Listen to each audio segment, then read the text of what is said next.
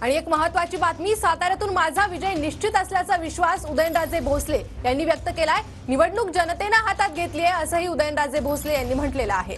तर मी चांगल्या मताने निवडून येणार असा विश्वास त्यांनी व्यक्त केलाय। आपल्यासोबत बोलण्यासाठी खासदार उदयनराजे भोसले आहेत।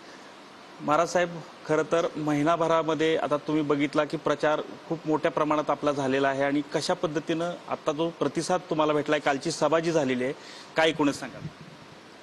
प्रतिसाद म्हणजे खरंच म्हणजे मी शब्दात वर्णन करू शकत नाही। म्हणजे लोक एवढा मोठ्या प्रमाणावरती उत्स्फूर्त प्रतिसाद नेहमीच मला मिळत असतो। हे केव्हा मिळतो? ज्या वेळेस तुम्ही लोकांच्यासाठी स्वतःला झोकावून दिलेलं असतं, आयुष्य तुम्ही वेचलेलं असतं। हीच माझी पोचपावती, अजून याच्या पलीकडे मला काय पाहिजे। एकूणच हे जे वातावरण पाहून आता विजयाच्याकडे वाटचाल चालली असं म्हणा। वाटचाल नाही, विजय झालाय। वाटचाल बिटचाल काय झालंय?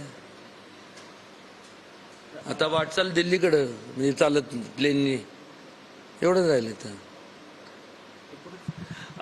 आपला बऱ्यापैकी शशिकांत शिंदेच्या बाबत जे काही भ्रष्टाचाराचे आरोप होत आहेत याबाबत तुम्ही वारंवार सांगत आलेला आहे। मी नाही सांगत, कोर्टाने सांगितलं। मी कशाला सांगतोय? मला काय एवढा वेळ आहे सगळ्यांच्या मुतारे चेक करायचे, कोणाची चांगली आहे, कोणाचं आहे, कुठली चोरीला गेले? तेवढाच उद्योग आहे मला। फडणवीस साहेबांनी पण काल बरंचसं भाषणामध्ये काही गोष्टी